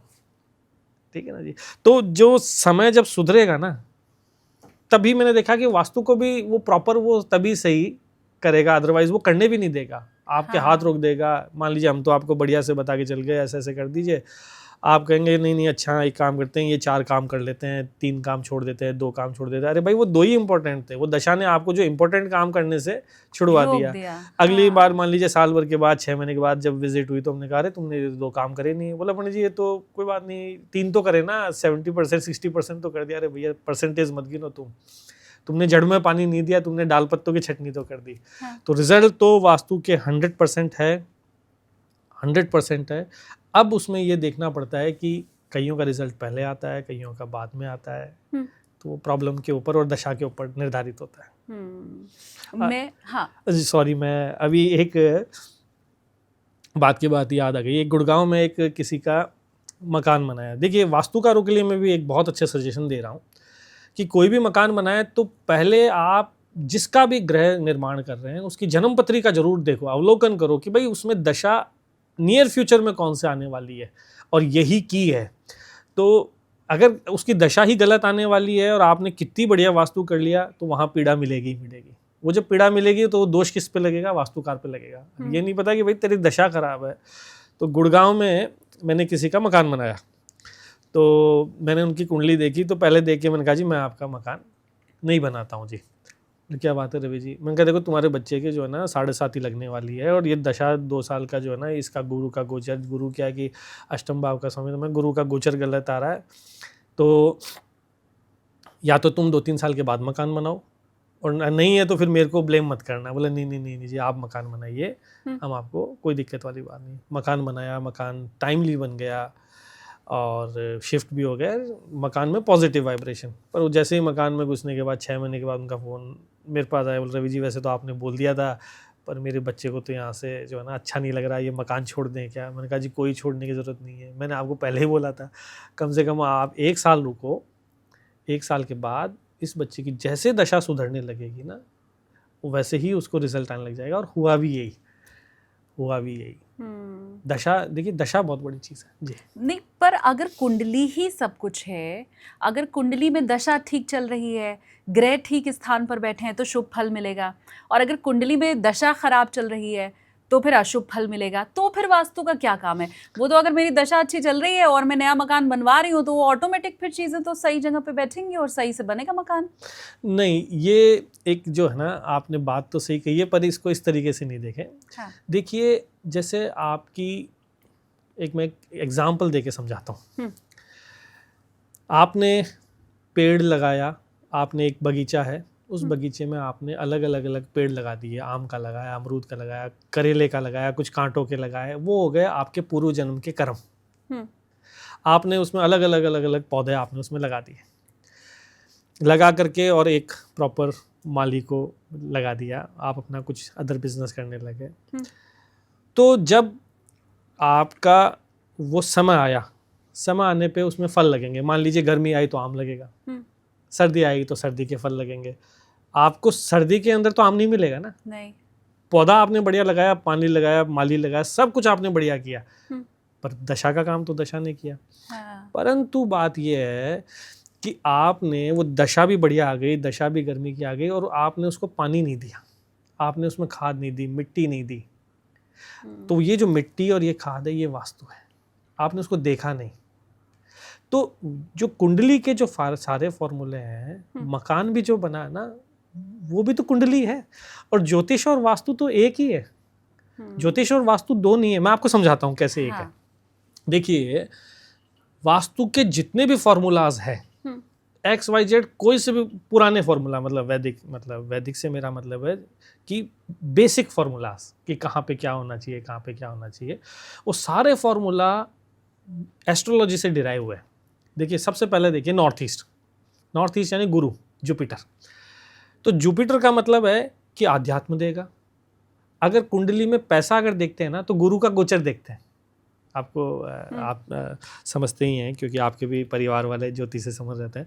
तो गुरु यानी पैसा, गुरु यानी आध्यात्म, गुरु यानी शांति, मोक्ष, गुरु यानी संतान भी अगर होती है तो गुरु की वजह से ही होती है। तो नॉर्थ ईस्ट में इशू आने से गुरु भी खराब होगा और आपकी ये सारे इश्यूज भी आपको मिलेंगे। फिर आप आ जाइए साउथ ईस्ट में। साउथ ईस्ट का कोने का जो देवता है वो मंगल है, और उसको शुक्र माना गया है। मंगल और शुक्र का ये कॉम्बिनेशन कौरना माना गया है। मंगल जो कि ब्लड का कारक है। हेल्थ के इश्यूज आते हैं वो साउथ ईस्ट की वजह से आते हैं। खाने पीने में, जैसे मान लीजिए किचन में आप बढ़िया खाना बनाते हैं, तो खाने पीने में जो विलासिता, लग्जरी, वो लग्जरी भी आपको साउथ ईस्ट यानी मंगल की वजह से, वो शुक्र की वजह से मिलेगी लग्जरी। तो जिसकी लाइफ में लग्जरी नहीं है, उस शुक्र यानी साउथ ईस्ट कोने को ठीक करो। ब्लड रिलेटेड इश्यूज है, मंगल को ठीक करो। तो मंगल यानी साउथ ईस्ट। दूसरा साउथ वेस्ट, राहु का कोना हो गया, वो मैंने आपको पहले एक्सप्लेन किया। राहु की वजह से ही वहाँ पैसा रखते हैं, क्योंकि वो मल्टीफोल्ड करता है। तो वास्तु का फॉर्मूला कैसे बना, वो ज्योतिष से डिराइव हुआ है कि भाई राहु के पास में पैसा रखो, तो रखना तो वहीं पड़ेगा ना जी आपको, राहु की दिशा के अंदर। अगर आप उसको लेट से ले जा करके और नॉर्थ वेस्ट में रख दिया तो टिकेगा ही नहीं वो पैसा, वो डूब जाएगा आपका पैसा। तो वास्तु के जितने भी फॉर्मूला है, यहाँ तक कि एक जैसे एक किस्सा सुनाता हूँ आपको, बल्कि इनफैक्ट आपके ऑफिस के बाहर ही उनका ऑफिस है, चाय वाले हैं वो। हाँ। तो क्या हुआ कि उनका मकान मैंने बनाया, तो उस समय मैंने उनसे जन्म पत्रिका की मांग करी। मैंने कहा मुझे आप जन्म पत्रिका दीजिए। तो जन्म पत्रिका उन्होंने मेरे को कई बार होता है ना कि अच्छा जी देते हैं, करते हैं, आप चलो बेसिक कर दो, वास्तु कर दो। तो हमारी वो जन्म पत्रिका वाला चैप्टर जो है वो छूट गया। अब मैं उसमें कोशिश करे जा रहा हूँ, मैं नक्शा बना के दूँ। उन्होंने टॉप आर्किटेक्ट हायर किया नोएडा का। अब उनका नक्शे मैं अप्रूव नहीं हो रहा, मेरे नक्शे से वो एग्री नहीं कर रहे। ऐसे करते करते 3-4 महीने निकल गए और वो नक्शा सेट नहीं हुआ। तो फाइनली जो उनके मालिक थे, उन्होंने मेरे को बोला कि रवि जी अब आप थोड़ा वास्तु में कॉम्प्रोमाइज़ करो, बैठ नहीं रहा है। क्योंकि मर्म स्थान में और ब्रह्म स्थान का जो सेंसिटिव एरिया होता है, वहाँ पे उनकी लिफ्ट का कॉलम आ रहा था। तो फिर मैं मतलब ना चाहते हुए, फिर मेरे को जब सामने वाला नहीं माने तो फिर हमें परमिशन देनी पड़ी। हाँ। बाद में फिर मैंने अगले दिन उनको फ़ोन किया। मैंने कहा जी आपके घर के, जिस घर में आप जहाँ से बिलोंग करते हैं, यूपी से जहाँ पे आप बिलोंग करते हैं, उसके भी सेंटर के अंदर दीवार है, और आपका जो मेन ऑफिस है वहाँ पे भी सेंटर के अंदर दीवार है। बोला जी आपको कैसे पता? मैंने कहा जी इसमें कुछ नहीं है, क्योंकि आपकी कुंडली में केतु खराब है। वो केतु जो है वो सेंटर का कारक है। जब तक अगर आप पहले दिखाते तो हम पहले उस केतु का उपचार करते तो सेंटर को वो फ्री करवा देता। तो हाँ। ज्योतिष और वास्तु एक है। आपको एक बहुत अच्छी बात बताता हूँ, वास्तु में आप अगर किसी भी आदमी के 2 जगह 3 जगह आप उसकी विजिट करें, पहला उसका घर हो गया, मान लीजिए उसका ऑफिस हो गया, आप उनको देख करके उसकी कुंडली बना सकते हो। आप देखो कि कौन सा ग्रह और कौन सा कोना दोषी है। मान लीजिए इधर से देखिए कि बुध दोषी है, तो उसकी स्पीच में हकलाना, तुतलाना, कम बोलना, ज़्यादा बोलना, वो नॉर्थ वेस्ट से पता चल जाता है स्पीच से। तो पहले तो बॉडी से आप आराम से अंदाज़ा लगा सकते हैं कि इसका कौन सा ग्रह बढ़िया है, कौन सा ग्रह गड़बड़ है। उसके बाद वही नॉर्थ वेस्ट उसका घर में भी गड़बड़ होगा, उसका ऑफिस में भी वही कोना गड़बड़ होगा। तो जो प्लेनेट दोषी है वो ही उसके घर के अंदर वो चीज़ पॉजिटिव या नेगेटिव होगी। वही स्ट्रॉन्ग, अगर मान लीजिए अगर मंगल स्ट्रॉन्ग है फॉर एग्जांपल, तो उसका साउथ ईस्ट में इशू या साउथ में इशू मिलेगा ही मिलेगा। यहाँ तक कि अगर साउथ ईस्ट में कुआं भी बना हुआ है जो कि वास्तु का ब्लंडर होता है, तो भी उसको कोई फर्क नहीं होगा क्योंकि उसका मंगल बलवान है। अब एक सवाल ये आपकी इतनी बातें सुन के जो मेरे मन में आ रहा है वो ये है, क्योंकि मैंने अभी तक जितने भी ज्योतिषियों का अलग अलग विधा में जो पारंगत हैं उनका जब इंटरव्यू किया है तो उनका यही कहना है, जैसे मैंने सिग्नेचर एस्ट्रोलॉजी में विवेक त्रिपाठी जी का किया, तो उनका ये कहना है कि अगर आप शनि से रूल होते हैं तो आपके सिग्नेचर में ये चीज़ दिखा देगी कि आप शनि से रूल होते हैं। ऐसे ही जो अंक ज्योतिष वाले होते हैं, न्यूमरोलॉजिस्ट, वो बता देते हैं कि अगर आप मंगल से रूल हो रहे हैं तो आपका नंबर ये होगा। लेकिन आपकी बात से मुझे ये समझ आ रहा है कि फिर वो जो घर का वास्तु है वो क्या घर का जो मालिक है या मुखिया है उसी की कुंडली दर्शा रहा है, बाकी लोगों की नहीं दर्शा रहा है? क्या ऐसा होगा? इसमें ऐसा होता है, एक है कि जैसे मुखिया मुख सो चाहिए, खान पान सो एक, यानी जो बड़ा है, मुखिया है, पहली चीज़ तो जब तक वो कमा रहा है और सबसे पूरे घर वालों के अंगों का, यानी जैसे मुंह का काम है कि पूरे अंगों को वो पालन पोषण दे रहा है, वैसे मुखिया का काम है कि जब तक वो सबको चला रहा है तब तक हमें उसकी कुंडली देखनी चाहिए। क्योंकि अगर इंजन सही है तो सारे डिब्बों को वो खींच के ले जाता है। कोई ढीला चल रहा है, कोई तेज चल रहा है, कोई टेढ़ा चल रहा है, तो भी मुखिया अगर दमदार है तो वो हर हिसाब से उस फैमिली को संभाल लेगा। हाँ। कोशिश ये करनी चाहिए कि सबकी जन्म पत्रियाँ, अगर मान लीजिए 2 जने, 3 जने, 4 जने जो मेन आदमी है, उनकी जन्म पत्रियों को लीजिए, उसका अवलोकन कीजिए। उसके हिसाब से तो आप घर और घर का दरवाज़ा और इसका निर्धारण करिए। बाकी जितने भी फैमिली मेम्बर्स हैं उनकी इंडिविजुअल के हिसाब से उनका रूम का डिवाइड कर दीजिए। जैसे किसी का लेट्स से कि चंद्रमा बहुत अच्छा है तो उसको नॉर्थ डायरेक्शन दीजिए।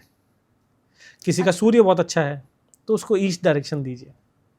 मंगल बहुत दमदार है, साउथ में दे दीजिए। वैसे मंगल दमदार वालों को तो कहीं भी दे दीजिए क्योंकि वो इतने स्ट्रॉन्ग एडेड होते हैं। हाँ। वो किसी भी नेगेटिव वास्तु में भी जाएंगे तो भी उनको, उनके लिए बहुत अच्छा मंगल ही मंगल होगा। मंगल ही मंगल होगा। हाँ। जितने भी प्रॉपर्टी वाले हैं, जैसे मंगल ही मंगल से मेरा मतलब ये था कि उनको प्रॉपर्टियां लाभ देगी। जैसे जितने भी आपके ये रियल एस्टेट वाले हैं, प्रॉपर्टी डीलर हैं, उनका मंगल स्ट्रांग होता है तभी वो इस लाइन में है, तभी वो नेगेटिव जमीन से जिसका वास्तु दोषी है उससे लाभ कमा रहे हैं। अच्छा जी, अदरवाइज वो कमाई नहीं पाएंगे। कमाई नहीं पाएंगे। तो प्रोफेशन भी बताता है कि आपका कुंडली में कौन सा ग्रह स्ट्रांग है और घर में कौन सी दिशा स्ट्रांग है। तो हर आदमी की कुंडली देके और उसके हिसाब से ही उसको कमरे का अलॉटमेंट करना चाहिए। ऐसा नहीं है कि जी सबको ही साउथ वेस्ट में दे दीजिए। हाँ। या सबको ही जो है वो वेस्ट में दे दीजिए। ये एक जनरल बात है, ये जनरल है। पर जैसे आप वास्तु की गहराई में जाते हैं तब फिर वहाँ से डॉट कनेक्ट होते हैं। मैं आपको एग्जाम्पल दे के समझाता हूँ। कई आदमियों का आपने देखा होगा कि बिल्कुल वास्तु उल्टी है, फिर भी वो बड़ा आनंद उठा रहे हैं। हमसे लोग कहते हैं पंडित जी उसके देखो आनंद ही आनंद है, वास्तु तो उल्टी। अरे भाई, उनको वो दिशा सूट कर रही है। मेरे एक कलकत्ते के मेरे बहुत अच्छे दोस्त हैं, अब तो मेरी ही उम्र के हैं, तो उनका जब मैंने पहले इनिशियली मैंने कुंडली, बाद में हमने उनकी देखी, तो जब हमने देखी तो उन्होंने जितनी भी उनकी फैक्ट्रीज़ हैं, उनकी 3 फैक्ट्रियाँ हैं, ईस्ट फेसिंग फैक्ट्री और वेस्ट फेसिंग फैक्ट्री या घर उनको दिया है लाभ, और नॉर्थ फेसिंग ने उनको कभी लाभ नहीं दिया, जबकि उनका मेन कॉर्पोरेट ऑफिस उसमें कोई नहीं बैठता केवल चौकीदार के अलावा। वो खाली पड़ा है। तो सारे के सारे फैक्ट्री में बैठते हैं, पूरे मतलब पिताजी और दोनों बच्चे वो फैक्ट्री में बैठ के वहीं से सारा बिजनेस रन करते हैं। उनका एक मकान जो कि नॉर्थ फेसिंग है उसमें वो कभी जाके देख ही नहीं रहे, बल्कि छोटे मकान के अंदर दूसरी जगह रह रहे हैं। तो कईयों को क्या है कि नॉर्थ भी सूट नहीं करता, और वो इसलिए नहीं करता क्योंकि उनकी जन्म पत्री में नॉर्थ दिशा उनको नहीं दे रही। तो ज्योतिष और वास्तु एक ही है, अलग अलग नहीं है। ज्योतिष जड़ है और वास्तु उसका फल है। अब ये आखिरी सवाल मेरा आपसे रविंद्र जी, कि क्या फिर हमें हमेशा उस वास्तु एक्सपर्ट के पास जाना चाहिए जिसे ज्योतिष भी आता हो, जो कुंडली भी देखते हो? क्योंकि बहुत से ऐसे वास्तु एक्सपर्ट मार्केट में हैं जो सिर्फ वास्तु ही करते हैं, वो कुंडली नहीं देखते। तो क्या अगर आप वास्तु कंसल्टेंट के पास जा रहे हैं तो आपकी कुंडली की भी जांच होनी चाहिए, और फिर दोनों को कंबाइन तरीके से घर का स्ट्रक्चर तैयार होना चाहिए? क्या ये है? देखिए, इसको मैं एक बहुत सिंपल सा एग्जांपल देके समझाता हूँ। एक होता है नीम हकीम, एक होता है कंपाउंडर, एक होता है डॉक्टर का एसोसिएट, एक डॉक्टर और एक डीन। हाँ। जैसे जैसे आपका ज्ञान का लेवल ऊंचा जाता जाता है ना, वैसे वैसे आप हाई रैंक में जाते जाते हैं। मेरा ये मानना है, और मैं इसको स्ट्रांगली बिलीव करता हूँ, डे टू डे में देखता हूँ, कि बिना ज्योतिष के तो वास्तुकार केवल कंपाउंडर है या नीम हकीम है। उसको उतना ही ज्ञान है 4 दिशा का, 8 दिशा का, 16 दिशा का, जो भी ग्रह किताबी ज्ञान है, उसको प्रैक्टिकल का नॉलेज ही नहीं है। आपने उसकी 4 चीज़ें तो ठीक कर दी, पर आपने उसकी परेशानी हल नहीं करी। रामचरितमानस में कहा है, हरहि शिष्य धन शोक न हरहि, सो गुरु गोर नरक में परहि। यानी आपने शिष्य का पैसा तो ले लिया, अरे आपने उसकी बीमारी नहीं मिटाई। अब आपको ये तो पता होना चाहिए ना कि भाई ये बीमारी किस लिए है। आपकी ये ग्रह जनित है, आपकी वास्तु जनित है, या आपकी, या और मान लो आपको हेल्थ की बीमारी होगी, तो आपको पैर की बीमारी होगी, तो आप आँख में दवाई डालने से तो ठीक नहीं होगी ना जी। आपको पैर का ही करना पड़ेगा। ऑल दो कनेक्शन आँख का भी पैर से है, पर जिसकी बीमारी उसी की दवाई खानी पड़ेगी। इसीलिए एक वास्तुकार का पहला गुणधर्म ये है कि उसको ज्योतिष तो आनी ही चाहिए। या यूं बोले हैं कि जितनी भी हमारी ये पराविद्याएं हैं, जितनी भी हमारी, चाहे आप न्यूमरोलॉजी लीजिए, या जो सिग्नेचर वाला लीजिए, या मस्त रेखा लीजिए, सामुद्रिक, सामुद्रिक शास्त्र जो उसका वर्ड है, सामुद्रिक शास्त्र के लीजिए, या फिर आप उसका मुंडेन एस्ट्रोलॉजी लीजिए जिसमें आपके पिताजी बड़े एक्सपर्ट थे, तो उसका लीजिए, या फिर आप किसी भी विद्या का लीजिए।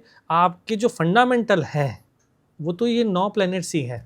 देखिए, एक बहुत अच्छा श्लोक है कि ग्रहाधीना जगत सर्वा ग्रहाधीना नरावरा, यानी ग्रह के अधीन ही पूरा जगत है और ग्रह के अधीन ही आदमी है। अभी एक एग्जांपल देता हूँ, जैसे अभी सब कह रहे हैं कि 2025 में ऐसा हो रहा है, 25 खराब है, 25 खराब है। अरे वो खराब इसलिए है क्योंकि सारे प्लैनेट इकट्ठे होकर के 5 प्लैनेट जो है वो सब एक जगह बैठ गए। तो वो जैसे प्लैनेट हुए तो पूरे देश में, पूरे कंट्री में, मतलब पूरे संसार में युद्ध की स्थिति बनी हुई है। जिस एरिया में देखो उधर ही आपको युद्ध के हालात दिख रहे हैं। ईस्ट में देख लो, वेस्ट में देख लो, साउथ में देख लो। तो ग्रहों के हिसाब से जब ग्रह चेंज हो रहे हैं, वही महाभारत वाला जो योग बन रहा है, तो आप देखिए युद्ध हो रहा है। तो ये जो पृथ्वी पे जितने भी लोग हैं वो ग्रह के अधीन से ही चलते हैं। आपका सूरज उगता है तो हमारे में प्राण ऊर्जा आती है, हमारी सर्केडियम एक रिदम होती है, बॉडी के अंदर एक ऑटोमेटिक क्लॉक होती है, वो सूर्य के उगने और अस्त होने से वो रिचार्ज होती है। तो आप आदमी तो अगर सूर्य 10 दिन अगर नहीं होगे तो खत्म है सारा खेल।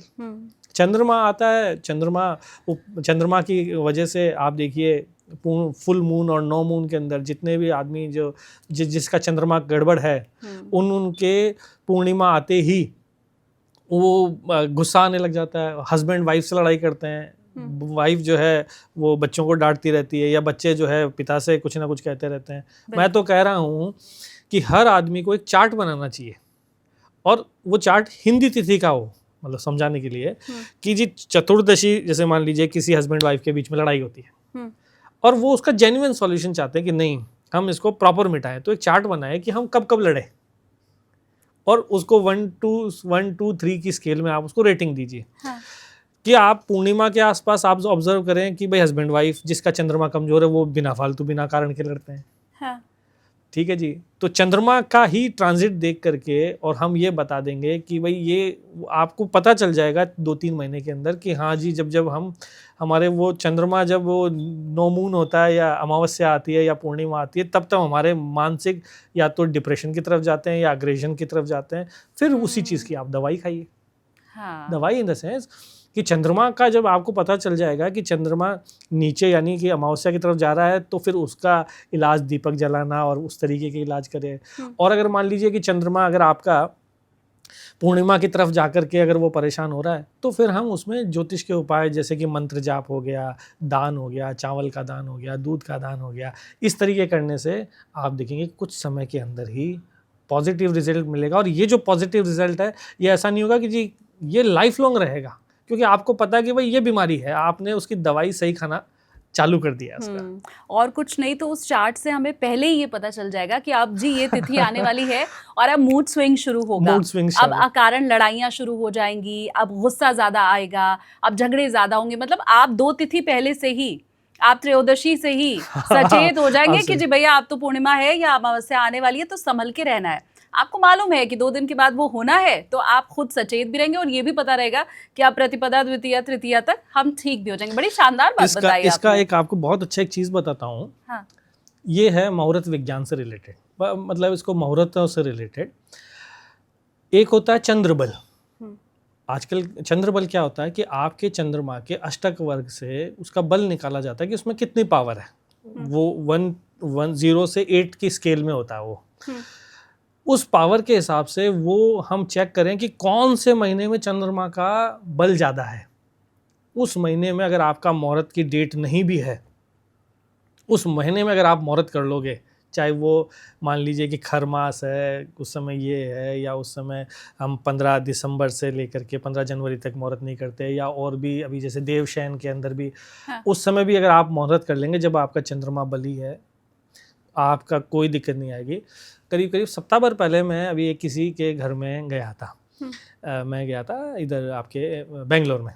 तो उनके कोई बहुत बड़े विद्वान, मतलब देखिए काम देखते तो अच्छा लगता है, किसी का काम देखते तो उन्होंने क्या करा कि उनका मुहूर्त कराया ये मतलब जनवरी 3-4 तारीख के आसपास। अच्छा। तो मैंने कहा जी इस समय तो मुहूर्त बनता नहीं है, होता ही नहीं है, आप कैसे करा दिया? बोला नहीं हमने तो मकान, हमें याद है कि उस समय करा था, हमारे वो ज्योतिषी थे, उन्होंने हमारी कुंडलियाँ निकाली और सारा, उन्होंने डिटेल तो नहीं बताई, उन्होंने बोला वो चंद्रमा कुछ कह रहे थे। तो फिर मैंने वो डॉट कनेक्ट करे कि उन्होंने चंद्रबल निकाला। अब कई बार क्या होता है कि हमने, अब आप कोई भी फ़ोन करता है जी मुहूर्त निकाल दीजिए हमारा, ये वाला मुहूर्त कैसा है, अच्छा है, बुरा है। अरे भैया वो मुहूर्त तो, क्योंकि हम भी क्या करते हैं जी पंचांग देख के बताएंगे, चंद्रबल देखने का टाइम भी नहीं है जी, सबको 2 मिनट में आंसर चाहिए होता है। तो वो यही सॉल्यूशन है। पर अगर वो मुहूर्त चाहे कैसा भी है, अगर चंद्रबल अगर ठीक है, अगर मुहूर्त अगर गड़बड़ है और चंद्रबल ठीक है, तब भी कोई दिक्कत नहीं है। मुहूर्त अगर सर्वश्रेष्ठ है और चंद्रबल जो है वो इधर से गड़बड़ है उस महीने का, तो आपका मुहूर्त शुभ ही नहीं होगा। इसके लिए मुहूर्त के लिए मैं एक बात और कहना चाहता हूँ, और बल्कि सबसे एक बार हाथ जोड़ के रिक्वेस्ट करना चाहता हूँ कि आप सब लोग एक तो शादी का मुहूर्त निकलवा लेते हैं, सगाई का मुहूर्त निकलवा लेते हैं, गृह प्रवेश का मुहूर्त निकलवा लेते हैं, और वो जो समय है उस समय को आप त्याग देते हैं। उस समय के अंदर आप मुहूर्त कर ही नहीं पाते। उसके बाद हाँ जी पंडित जी ने दिया जला दिया, ये कर दिया, तो फिर उस मुहूर्त का कोई मतलब नहीं है। ऐसे काम ना करें। आप निकलवाएं तो उस समय को फॉलो करें, क्योंकि वो समय ही कीमत है और समय जो है वो ही ब्रह्म है। आपने उस समय को छोड़ दिया तो मान के चले आपने उस देवता को, ब्रह्मा को छोड़ दिया। अब आप बाद में आप कहते रहे कि हमारे को फ़ायदा नहीं मिल रहा। अरे भैया तुमने समय चुके पुनि का पछताने, का वर्षा जब कृषि सुखाने, तुम्हारा तो ज़मीन ही सूख गई है, वहाँ कुछ नहीं हो सकता। तो अमूमन शादी ब्याह में अब ऐसे ही देखा जा रहा है, बारात इतनी देर से आती है, फिर जयमाल होते होते, फिर डांस होते होते इतना देर हो जाता है कि असल मुहूर्त जो पंडित जी के द्वारा दिया गया होता है उसमें विवाह नहीं होता है। पंडित जी भी कहते हैं कि हम एक उपाय करवा देंगे जी, ये इतने रुपए की दक्षिणा रखो, ये रखो। देखिए वो तो क्या बोले, पर बात ये है कि विवाह के लिए 3 मुहूर्त बहुत जरूरी है। पहला है गणेश निमंत्रण, यानी स्टार्टिंग ऑफ द पूरा बारात की, जो मतलब पूरा शादी की जो स्टार्टिंग करते हैं, वो सबसे इम्पोर्टेंट है। दूसरा है कन्या का, जिसे कहते हैं कन्या का दान। जब माता पिता अपना बच्ची को पुरुष को दान करते हैं, वर को दान करते हैं, तो वो दान का जो समय होता है, जैसे आ गया कि गोधूली वेला है, तो क्या करते हैं, गोधूली वेला में फेरे चालू करा देते हैं। अरे नहीं भैया, चालू तो वो 1-1.5 घंटे पहले होंगे, देवता का पूजन होगा, क्योंकि गोधूली वेला तो बहुत लिमिटेड 15-20 मिनट 30 मिनट की होती है, इस समय तो दान होना चाहिए। तो यानी कि वो एक्यूरेट समय हो। और तीसरा होता है इसके अंदर वधू प्रवेश। अगर ये 3 मुहूर्त अगर मैंने इतने सालों में ये तजुर्बा है, मेरे पिताजी ने बिल्कुल इस पे बहुत फोकस करते हैं, ये 3 अगर सर्वश्रेष्ठ तरीके से हो गए ना, वो लड़की दुखी रहेगी नहीं जिस भी घर में जा रही है, और जिस घर में जा रही है वो भी फलेगा फूलेगा, उनके परिवार वालों की भी बहुत अच्छे से बनेगी, क्योंकि वो सारा मुहूर्त जो प्रोसीजर फॉलो हुआ है। अब हम क्या है, बातें तो मानते नहीं है और दोष देते हैं कि दोष पंडित जी को, ग्रहों को देते हैं। हाँ। अब खुद पालन नहीं, गुरु को तो मानेंगे पर उनका कहना नहीं मानेंगे। ठीक बात। हाँ, ये बात है जी। तो वास्तु से लेकर के ज्योतिष तक का ये पूरा सफर आज आपको इस पॉडकास्ट में सुनने को, देखने को मिला है। उम्मीद मैं यही कर रही हूँ कि रविंद्र जी ने आपको जो बताया अब आप उसे फॉलो करेंगे। गुरु को तो मानेंगे, गुरु की बात नहीं मानेंगे, वो नहीं आप करने वाले हैं। रविंद्र जी ने आज जो आपको बताया है उस पूरी बात को आप समझेंगे, उसको फॉलो भी करेंगे, और फिर मुझे आप कमेंट करके बताएंगे भी कि उनमें से कौन सी बात थी जो ऑलरेडी आपके घर में थी, जो वास्तु आपके घर का ठीक था, क्या था जिसे आपने दुरुस्त किया, और अब कैसे आपकी तरक्की हो रही है। ये सारी चीज़ें आप कमेंट करके मुझे ज़रूर बताइए। और रविंद्र जी, अब एक चीज़ और, क्योंकि आप यूएस से पढ़े हुए हैं जी, आपके घर में ज्योतिष का काम रहा है शुरू से, तो जी। क्या मतलब ज्योतिष जो ब्लड में आपके है, तो उसके बाद फिर यूएस जाके पढ़ाई करना और फिर वापस इंडिया आ जाना, ये कुछ कॉन्ट्राडिक्टरी लग रहा है। नहीं, कॉन्ट्राडिक्टरी नहीं है। देखिए, ऐसा है कि एक तो हम 3 पीढ़ी से इसी प्रोफेशन में हैं। ऑल्दो मेरे दादाजी ने इसको प्रोफेशनल लेवल पे नहीं किया, पर वो गांव के लेवल पे वैसे ही किया, उनको ज्ञान था, पर प्रोफेशनल लेवल पे नहीं किया। हाँ, मेरे पिताजी ने इसको प्रोफेशनल लेवल पे किया। ये हमारे पिताजी की एक वास्तु के ऊपर एक बुक भी लिखी हुई है। तो हमारे पूरी फैमिली जो है, मेरे चाचा वगैरह सारे जो है वो इसी फील्ड में है। तो मेरा जो था वास्तु विद्या में वो शुरू से ही इंटरेस्ट था। मैंने जो पढ़ाई भी करी बाहर जा कर के, वो केवल वास्तु की और गहराई में जाने के लिए, मेरी अंडरस्टैंडिंग को और बढ़ाने के लिए मैंने बाहर स्टडी करी। मैं यूएस था, I was in Saint Louis. तो वहाँ पढ़ने के बाद फिर मेरे को वहाँ जॉब भी लग गई थी, पर हमारे पिताजी ने कहा कि तेरे को नौकरी करने के लिए नहीं पढ़ाया, मेरा काम संभालो। वहाँ इंडिया आने के बाद मैंने वापस से क्योंकि ज्योतिष जो है, वास्तु जो है, वो त्रिपाक्षी विद्या है।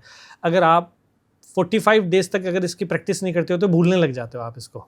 अच्छा। तो आपको इसको, जो भी एस्ट्रोलॉजर है उसको 45 डेज़ के अंदर तो अपनी किताबें, मतलब उसको पढ़ना ही पड़ेगा, नहीं तो आप उसके फॉर्मूला भूलने लग जाओगे। तो मैंने वापस से उसकी स्टडी करी, और करने के बाद करीब क्योंकि फिर वापस से सारे बेसिक्स को क्लियर किया। ऑल्दो बेसिक्स तो सारे दादाजी ने, पिताजी ने हमें बचपन से ही सिखा दिए थे। तो पिताजी जब हमारे किसी की भी कुंडली देखते थे तो मेरा शौक़ होता था कि मैं उनके पास में चेयर लगा के बैठ जाता था और उनकी बातें सुनता था कि कैसे सवाल आ रहे हैं, क्या उनको कैसे रिजल्ट्स मिल रहे हैं, और उनको प्रॉब्लम, उनका सॉल्यूशन हुआ कब, कितना हुआ, वो धीरे धीरे, क्योंकि ये एक दिन में नहीं होता, ये एक प्रोसेस है।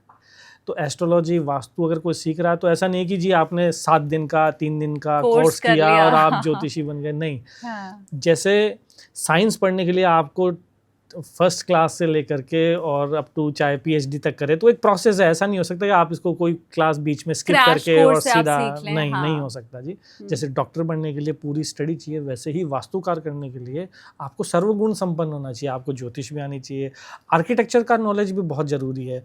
आज कोई अभी दिल्ली में एक हादसा हुआ, अभी आप थोड़े दिनों पहले, कि एक पूरी की पूरी बिल्डिंग कोलैप्स हो गई। हाँ। और उसमें करीब 25-26 लोगों के साथ बड़ा दुर्घटना हुई। मैं कह रहा हूँ, अब वो किसी भी कारण से हुई होगी, मुझे नहीं पता, पर आपने सेंटर का कॉलम ही रिमूव करवा दिया। अरे वो सेंटर का, जिस पे पूरी बिल्डिंग टिकी हुई है, वो एक कॉलम तोड़ने से पूरी बिल्डिंग नीचे आ गई। तो वास्तुकार को ये तो पता होना चाहिए ना कि पूरी बिल्डिंग टिकी हुई किस पे है। आप जिस चीज़ को सुधार रहे हो, तोड़ रहे हो, जोड़ रहे हो, बेसिक्स नॉलेज तो होना ही चाहिए ना। बिल्कुल।